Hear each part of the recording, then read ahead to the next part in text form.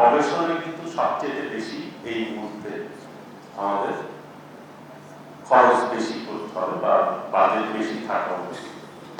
কারণ বর্তমান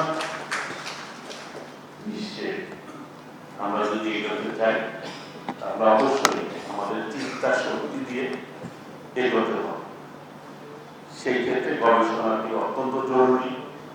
কিভাবে আমরা ধরে রাখতে পারি সেই দিকটা সবাই আমাদের কাজ করতে হবে। জেলেরা বলেছেন সঠিকভাবে সাহায্য যাতে আমরা পাই। গত বছর আমরা প্রায় 24 কোটি টাকা সহযোগিতা দিয়েছিলাম। আমরা চেষ্টা করব এই সহযোগিতার পরিমাণ পরিধি যাতে বাড়ানো যায় এবং জেলেদেরকে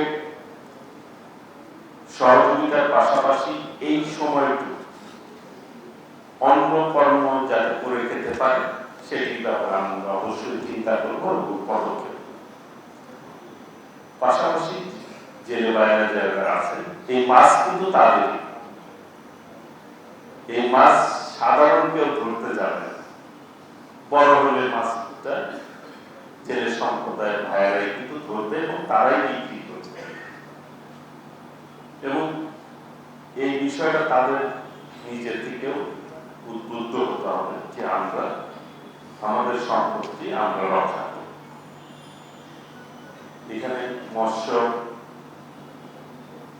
আমাদের এক অফিসার বলেছেন, উপজেলা অফিসার, যে সংখ্যায় তারা অনেক বেশি থাকে।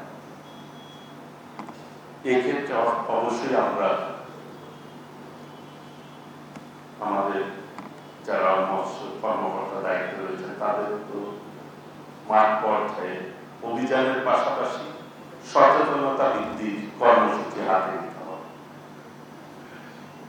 যে জেলেদের সাথে কথা বলা, তাদের উদ্বুদ্ধ করা যে এই সম্পত্তি আপনারাই ধরবেন, এখন ধরলে 5 টাকা পাচ্ছেন, বড় হলে বিক্রি করলে তখন পাবেন 500 টাকা বা 1000 টাকা পাবেন আপনারা।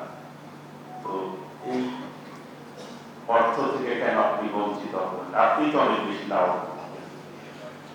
এই ব্যাপারে তাদেরকে উদ্বুদ্ধ করা, এই কাজটি ফিল্ড পর্যায়ে আমাদের যা রয়েছে, আমাদের লোকবল কম রয়েছে ইতিমধ্যেই, কিন্তু আমাদের মাননীয় প্রধানমন্ত্রী ঘোষণা দিয়েছেন, আমাদের নির্বাচনের প্রতিশ্রুতি রয়েছে যে 1 কোটি যুবকের কর্মসংস্থান আমরা করব।